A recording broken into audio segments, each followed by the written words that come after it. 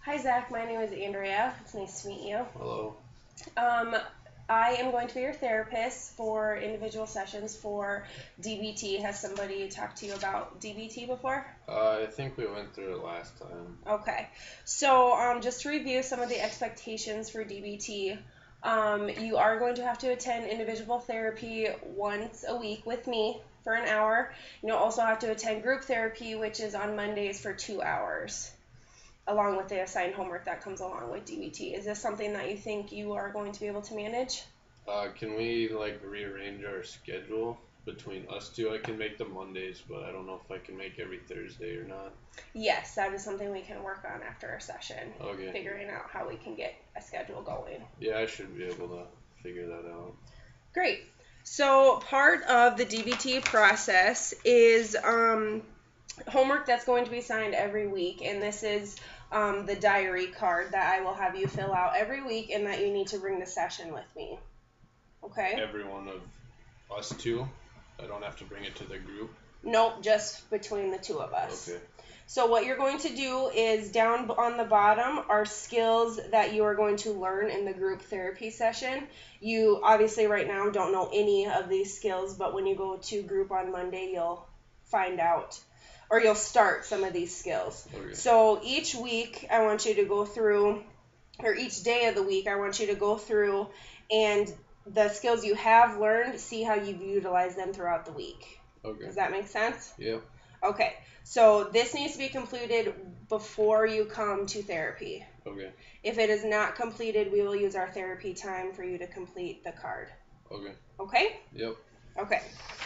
So, now you're going to tell me what you'd like to talk about today.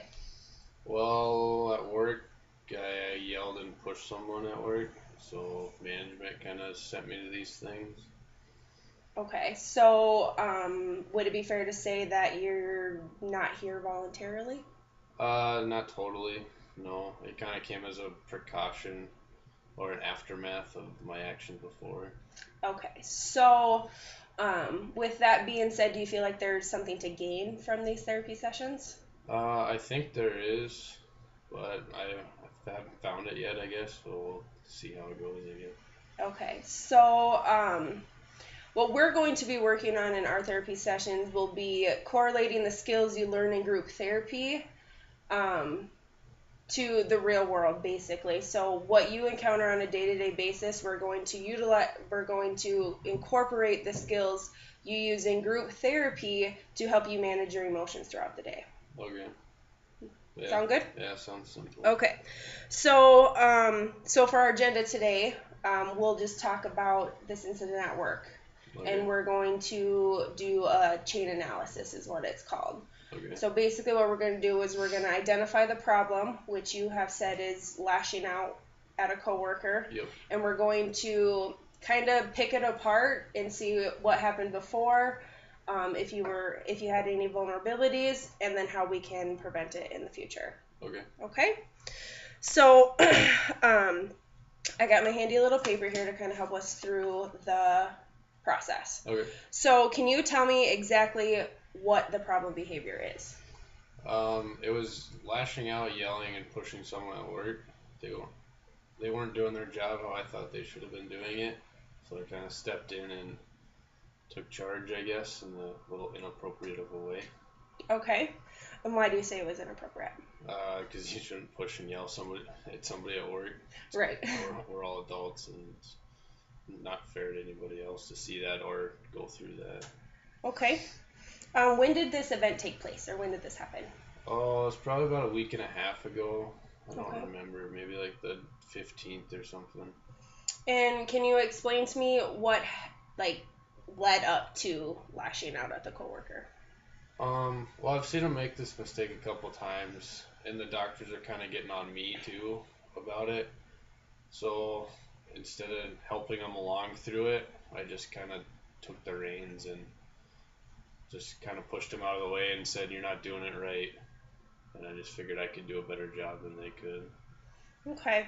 So you were feeling a little pressure from the doctors Yeah. about whether or not you were doing your job correctly. Yeah, I mean, surgery gets pretty hectic, and doctors have stuff to do too, and so do we. And I just kind of pushed it on to somebody else, redirected it from somebody else, from the surgeons to somebody else instead of myself. So you felt frustrated that the doctors were lashing out at you, and you put your frustration on to this coworker. Yep, yeah, you got it. And Okay. I wasn't feeling good health wise either. I was kind of getting sick there that week, and I wasn't really myself, so that didn't help too much either. Okay. So would you say being sick, stressed out, and stuff like that made you vulnerable to lashing out at your coworker? Um, I'd say so. I don't.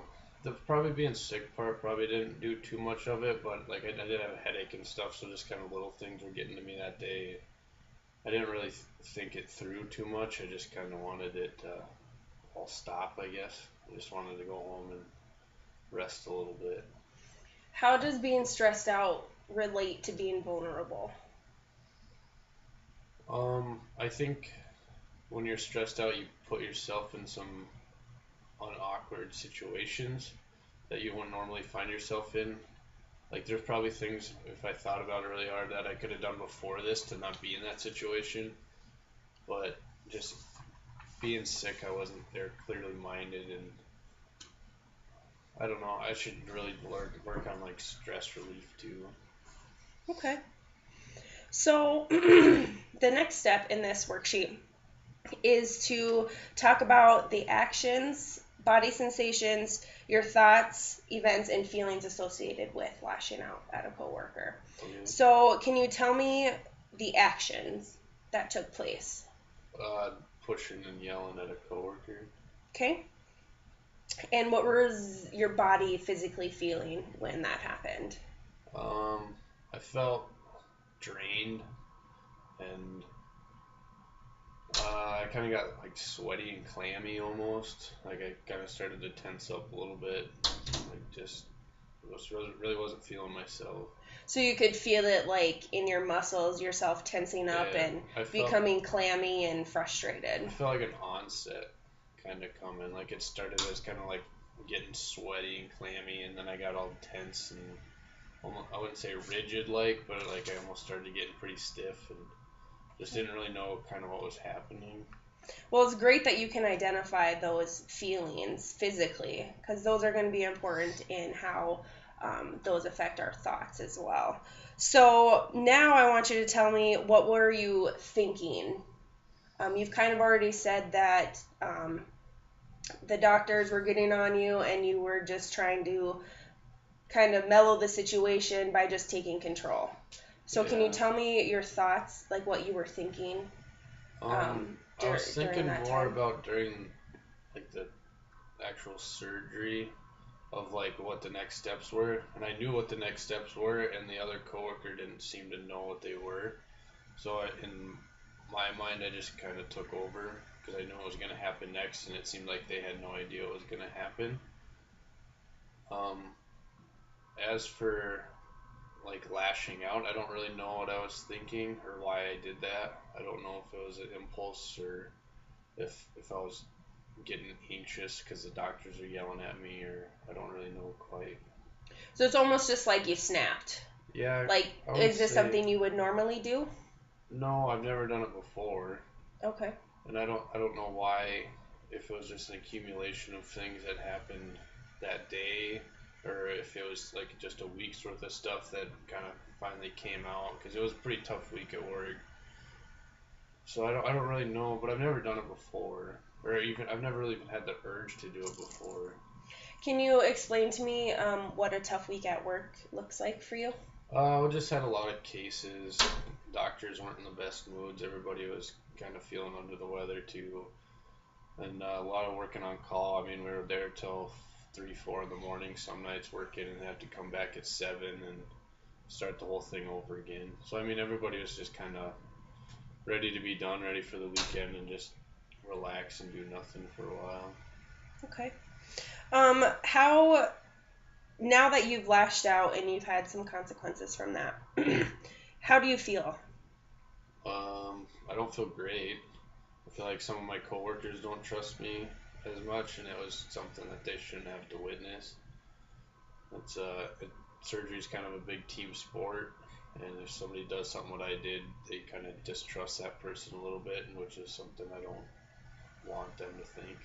So at this point, you're feeling as if you've let the doctors and then your coworkers down. Yeah. Because that's not who you are normally. No, and at the time I thought like maybe I'm helping the situation because we can get this done and I can do it and I know how to do it. But looking back at it, like that doesn't help anybody. It doesn't help the person I push. They still don't know what they did wrong or why they did it the wrong way. So I don't know. I think it definitely doesn't help the team aspect of my job.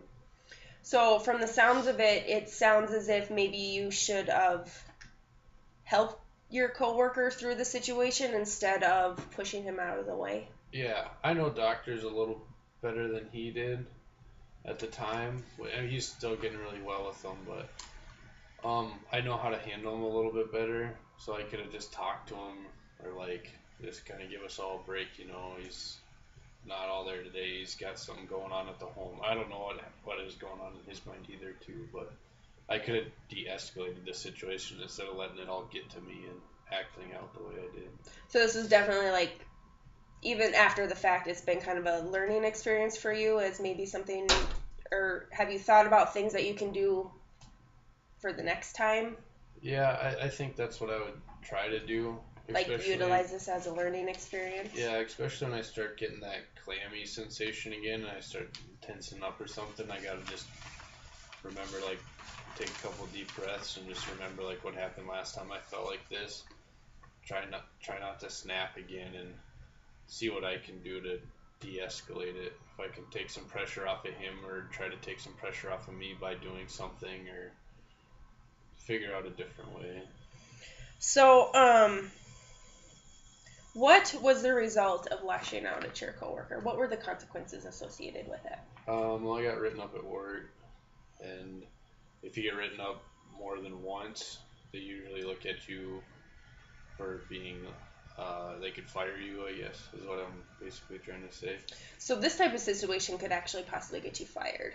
Yeah, if I would do it again, I'd have 2 right up for the same thing. It would be a reason to fire me, yes. Okay. And how would that look for you financially if you got fired? It wouldn't look great. I mean, I got a house payment and a car payment just like everybody else does. And I live in a small town too, so word would get around of kind of what I did, and I'd more than likely have to move to find another job. So getting fired for something like this would result in like a bad reputation. Yeah. I mean, we're in a small town. There's another hospital across town too, but I mean, everybody talks between the facilities, and word would get out of what happened. Okay. How will this affect your relationship with your coworkers? I don't think it affected a lot actually. I can tell just kind of by the way they talk to me. Isn't really as friendly as it used to be. Now it's more of kind of, I wouldn't say orders or demands, but it's kind of, will you do this instead of help me do this kind of deal. I kind of feel excluded from the group more. Would you say you're on edge or they are on edge because of your behavior? I would say they are more than anything. I'd just kind of like to go back to being the big group we were, but they seem to put me in kind of an outcast position where they don't really want too much to do with me. They don't want to make me snap again, I guess you could say. So they're kind of walking on eggshells around you. Yeah, they're careful of what they say and kind of their actions around me. And you feel like they've lost trust in your abilities. I think so. Maybe not trust, but there's something not there anymore that used to be there. And I don't really know what that is, but... Okay. How do you feel... how could we reduce your vulnerabilities? You listed being overworked, stressed, and physically sick. So how can we reduce those vulnerabilities? Well, I think taking care of myself a little bit better would probably help. And what would that entail? I don't know, maybe some exercise here and there. I got a dog, I can take him for a walk, or I enjoy hunting in the outdoors a lot, so I can go outside and go hunting or fishing or something more than I usually do, or just take care of myself, I think, because I think a lot. I don't want to say it was all because of being sick, but I feel like that was a big reason. I was just kind of fed up with everything at that point, and if you feel better, then you obviously work better and interact with individuals better. You don't want to be in a bad situation with them all the time.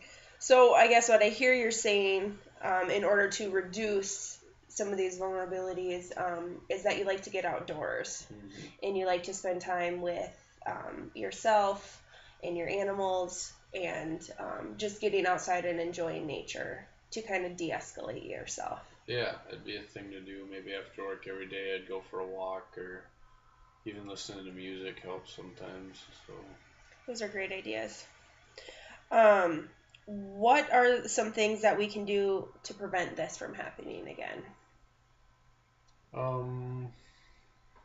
I think knowing the signs, like we were talking before, the clamminess and the tenseness and the sweating and stuff. If that ever happens again, I just point it out to myself, like, hey, this is what happened before. Kind of deal with it right up front. Don't let it all just rush me at one time. Right. So instead, so when you start feeling the tension and whatever, I know you said you're in surgery, so are you able to walk away from that kind of situation, or do you have to stay in that moment? We usually have to stay in the moment. Okay, so what are some ways in the moment when you start feeling sweaty and clammy can you do to de-escalate yourself? I would say the easiest thing would just maybe like a breathing exercise or something. Maybe just 3 big inhales or something, and good exhales with it, and that's about the only thing I could think of. Because I mean, we can't really walk away or do anything or touch anything else. But those are great ideas. Taking, 5 minutes to do, or 5 seconds to do a, big deep breath in, deep breath out. They say it only takes about 20 seconds for you to, if you can concentrate for 20 seconds on bringing yourself down, that you can really help. Mm-hmm. So finally, what are some ways you plan to repair the problem? Well, I gotta go back to work and work hard. I gotta prove to everybody that I'm part of the team again. I think that's where I feel the most, and they feel the most anxious about the whole thing. I just gotta prove that that's just a one-time thing. It'll never happen again. Just gain that trust back that I lost from them all. So your first step would be to apologize to said coworker and your other coworkers. Yeah, correct? Yeah. I would say, yep. That's probably definitely got to be the first thing. Get them all together and sit down and maybe even talk about it between me and that other person. Be like, hey, this is what I was going through. I didn't mean to take it out on you by any means. Just you were there at the time. Right. Would you offer to maybe show him how it's done the next time? Oh yeah, and I like him as a person too. I mean, he's not a bad guy. I mean, I can definitely sit down and show him how to. Okay. So that is a chain analysis. Okay. How do you feel? Feel better. Okay.